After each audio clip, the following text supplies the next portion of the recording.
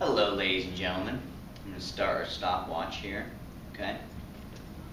So I'll begin with this. I want you to close your eyes. I want you to imagine that you're sitting with your mother, your father, your brother or sister, maybe a future child of yours. And then you see them slowly wither away. Slowly, until they're gone. Until they die. I want you to open your eyes. What I want to tell you is that every minute, 18 people in this world die from starvation. Again, that mostly happens in developing countries, but it happens nonetheless. 18 every minute. That's crazy. So next time you open up your cupboard and you see a bunch of food, but it's just not the food that you like, and you say, man, I've got nothing to eat. Think about that again. Okay, so today, on this one, 5.3, biodiversity, species interactions, and population control. What limits the growth of a population? So let's talk about that. There we go, sorry, wouldn't go at first. Okay, so what limits the growth of a population? Characteristics of populations change in response to changing environmental conditions. Of course that makes sense. If you think back about evolution, right, as the environment changes, there's new things that are being selected for or selected against the selection pressures. So these characteristics include, so what ends up happening? So we see a change in distribution of the population. Of course, again, going back to evolution, if you can think about what happens if there is a change in the environment, well, a group could either migrate, adapt, or go extinct. So distribution, that'd be migration, moving to new areas because current conditions aren't going very well. Age structure. Are you pre-reproductive age, reproductive age, or post-reproductive age? Right? And when we talk about human population, we'll look a lot more at this segment right here. And then population density. If a lot of people move, or a lot of organisms move to one location, density increases. If they leave one location, then their density might decrease. Right? It all depends on the factors at play in the environment. Whether conditions are good for you, whether conditions are not good. If conditions are good, we tend to see an increase in density. If conditions are bad, we see a decrease in density. Distribution, 3 different types. We've got clumps, uniform, and random. And random is just like it sounds. Random, okay? Clumped and uniform, sometimes we have different things taking place in nature. For example, in clumped, there are certain plants that want to be by other plants of the same species. They do better when they're together in a cohesive unit working together. So we see, for example, not even talking about plants, we'll talk about zebras, for example. Zebras like to stick together. A lot of your herbivores out in the plains like to stick together because as a group, as a team, they're going to do better than they would on their own. As soon as they become a lone individual and leave the pack, their chance of getting taken down by a lion, by a tiger, by something increases. So, clumped. Uniform we see a lot in trees. Not trees, sorry, just plants. An example I use is the cattail. Cattails emit a chemical through their roots that inhibit the growth of other cattails and other plants in general. And what that does is it allows them to have a certain quantity of space that is all to themselves. Nothing else is going to grow there. That is how we get this uniform formation, because if they have a radius of, say, 6 feet where no other plant can grow, well, maybe it's 6 feet and then another cattail can grow, and then another 6 feet, another 6 feet this way, so you start getting this uniform growth, because as soon as their toxin ends in the soil, then the toxin from another cattail begins, and then you have that cattail, and you get that uniform spreading. Okay, so variables affecting it: birth, death, immigration, emigration. Now notice that there's an I here. That's because I like to refer to immigration, because im and m, it's hard for you to hear and decipher what I'm saying. I like immigration and emigration. Immigration begins with an I, so I refer to it as in. That's when people are coming into an area, or organisms are coming into an area. Emigration is when organisms are exiting an area. So what you do to figure out your population change is you take everything that adds to a population, which would be birth. Birth adds to an area's population, as well as immigration, organisms coming in. And from that, you subtract those that die and those that immigrate or exit the population. And that gives you your population change. Okay, so age structure, you're broken off between pre-reproductive, reproductive, and post-reproductive, of course. Again, we'll talk a lot more about this when we get to chapter 6, which is human population. For now, just know that this is how we're going to classify most organisms, but especially humans. Okay, so biotic potential. Biotic potential is basically looking at the rate at which an organism reproduces, how many they can have in a litter or per gestation period, how often can you have a litter or how often do you gestate, and how long does it take to raise those children? How long do you spend raising that group of youngsters before you then have another one? You take all that, you add that together, and that gives you your biotic potential. How many offspring can you have if everything is optimal and optimized? All right, so rate at which the population would grow with unlimited resources. Okay, again, as human population continues to grow, there's more people, less resources available to all those individuals, so there's a lot more competition. Now imagine if it was just unlimited, that population would just, continue to go and go and go. But because unlimited resources is a ridiculous notion, we know that things will be limited. So whatever does that limiting, that pushback against growth, we term that environmental resistance. It's resisting the growth of that population. Let me switch sides here. This is my better side anyway. I want to give you a new angle. Okay, environmental resistance. Anything that stops the growth. We break them up into two different types: density dependent and density independent. So density dependent means is the more individuals you get in proximity to each other, and that's going to impact their growth. If you have too many deer grazing in an area, they might strip out all of the plant resources that they consume, and then they would all suffer and start to starve to death. If you have a lot of organisms in an area, think about the lynx and the hare. If you have a lot of hares, large Arctic rabbits, then there's plenty of food for the lynx, then predation is going to increase. Disease, think about the beginning of the year. We haven't seen each other for months, right? Everyone goes away on different vacations.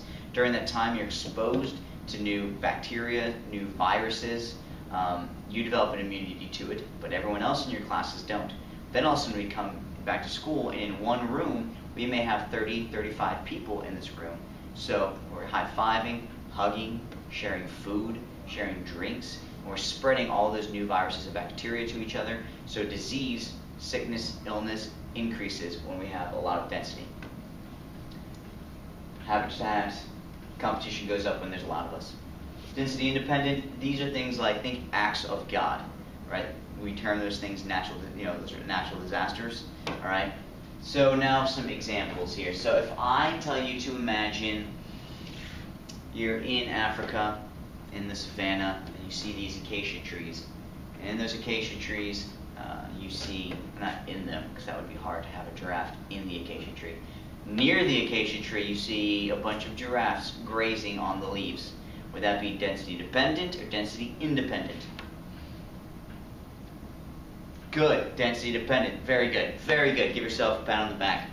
Lots of giraffes grazing from the acacia trees is a form of competition. Therefore, competition falls under density dependent.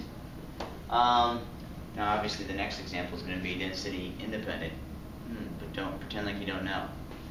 Imagine there's a giant earthquake, okay? And in that earthquake, a whole bunch of organisms die because of everything falling and cracking and breaking, and there was some volcanic debris emitted from this earthquake, and it spews gases and lava, and it kills everything. Would that be density dependent or independent? That's independent. Good job. Give yourself a pat on the back. Okay, carrying capacity.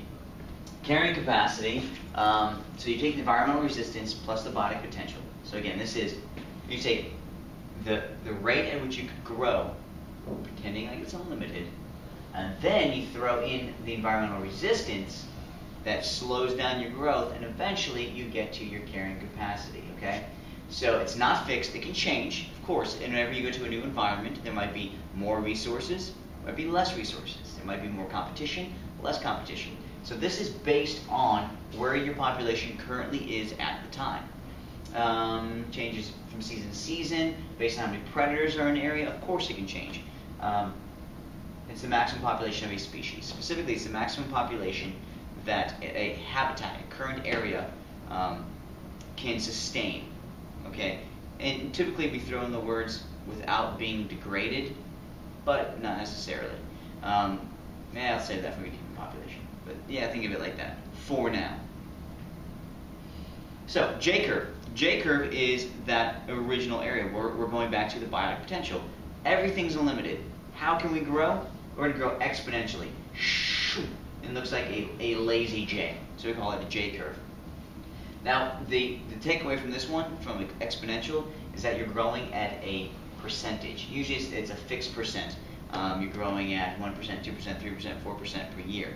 Now what happens is, in the beginning, your increase is very small, right? Not a lot of quick increase. But as this base gets large, right, the increase gets bigger, because 2% of a very small population gives you small growth. 2% of a huge population gives you large growth. So the larger this continues, this increase gets steeper and steeper, because the base is getting larger with each percentage increase. S-curve. It's, again, a lazy S. So, you've got environmental resistance acting on you. Maybe you're running out of food. Maybe you're running out of water. It's pushing back on you. So, those resources no longer seem limited. So the population, the growth rate starts to slow because you can't sustain any more members. And eventually, hopefully, you hit this carrying capacity line and your population stabilizes at this population. Most of the time we see a fluctuation. It doesn't just hit this line and stop. It kind of oscillates up and down on this line. All right, hopefully not straying too far from it. So again, here you go. Starting off at the beginning, small population, your biotic potential. There's tons of resources and not many of your species, so your population explodes. Right, and that's your biotic potential. The rate of the full rate at which you could grow is your biotic potential. During this time frame, it's called a J-curve, and that was our exponential growth period of time. Then environmental resistance starts to slow your growth down, and then you start to oscillate at this population, which is your carrying capacity. Very nice. Okay. Let's see. R-selected species. We're going to go over two types, R and K. R, the way I like to think of it, is rabbits. Rabbits, if you started with one mating pair of rabbits, right, they're 3 months old, they can have their first litter. You mate them, they have their litter, right? 3 months later, that first litter is now able to reproduce. 3 months later, more able to reproduce, and you keep going, keep going, keep going. That one mating pair of rabbits can produce 8,000 offspring in the course of the year. Isn't that crazy? It's crazy. So, R selected species, think rabbit, and think rapid, because it happens very, very quickly. These individuals are usually small, all right? Insects, most of them are all small. They mature very, very quickly. They've usually got short lives. Some insects have like the love bug, I'll talk about that in a second, it's a 6-month life cycle from birth to death, 6 months. They have lots and lots of offspring. Think about how many love bugs are out during the September season, so it should be happening now, and then again in the May season. Low parental care. Usually these organisms lay their eggs, the parents, and then just walk away, never see their offspring. Short lifespans, 6 months. Exponential growth, and then all of a sudden they all die off. And then their eggs hatch, and it goes up and down, up and down. It's always oscillating. High growth rates, because they have tons and tons of kids. They show up to the party early. Usually, the first things that show up are the things that need the least amount of resources. And those are your R-selected species, especially things like insects. Versus K, which we'll get to in a second, that need more resources. And they have a high mortality rate, of course. A lot of the times, these R-selected species are the food sources for something else. So they get predated upon quite regularly, and that has a huge impact on their population. So since there is low parental care, the way you ensure that some of your offspring will eventually make it to reproductive adulthood is to have a ton of them. And that's what happens. I want to say one thing about this. Love bugs were never created in a lab. It wasn't UF's fault or FSU's fault or UCS fault. They're from South America and they've migrated here. They come out twice a year. They have a 6-month life cycle. So the ones that are coming out now that your cars are smacking into, they were eggs that were laid 6 months ago at the end of the May season, right? So they are an egg first, and then they go into a larval form where they spend most of their lives. And then they go into a pupa form where they're going through metamorphosis to become an adult love bug. Once they come out of their pupa stage and are an adult, they live for 3 days. Their only job is to find a mate, connect, procreate, and that's it. Then they die. They only live for 3 days, so they don't even have a mouth part as an adult because they don't eat. The energy they have in their system is the only energy that they have, and once they find their mate, they're done. They're dead. K-selected, complete opposite of R-selected, large. Because we have few offspring, because our gestation periods are very long, right? 9 months for humans before a baby is born, once fertilization happens. 22 months, almost 2 years for an elephant. We have few offspring, so we have to ensure that they make it to reproductive adulthood. So to do that, we have lots of parental care. And since we have lots of parental care, we have to take care of them. We usually have long lifespans. Right? Think about humans. Average life now in the United States is about 74 for males and 78 for females. We mature slowly. Just think of guys. We all mature slowly. Ladies, you know what I'm talking about. Lower population growth rates because we're not having a ton of kids at one time. We arrive to the party late. Most of these K-selected species are large, right? So they require a lot of energy through the food chain to continue. So succession has to have happened. There has to be lots of stuff around for us to eat and to survive on. And low mortality rates because we have a lot of parental care. Okay, so once we exceed population or carrying capacity, some things can happen. One, you might oscillate, and you might come down just underneath your carrying capacity and then go back up and just continue to oscillate. Or you may have a huge population crash, which is where this reproductive time lag comes in. So all of a sudden there's lots of resources, so your population goes up. So now you have a high population, but now they've stripped out all of those resources. So at the same time your population is increasing, your resources are going down, but your population is still increasing. Then all of a sudden it catches up, you outstrip, everyone realizes that, oh man, we're all starving to death, this sucks, and the population starts to go down because you have all of this death.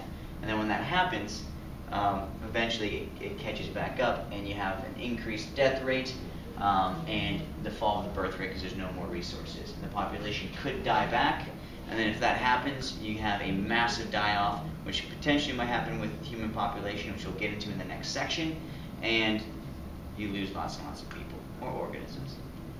All right, so that's the last slide. Now let's take a look. This one was 18 minutes. That was long, and I'm sorry.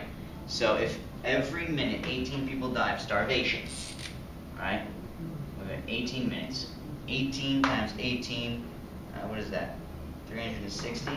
Let's find out really, really quick here. Okay, we've got 18 times 18 equals 324 people died from starvation during this recording. That's sad.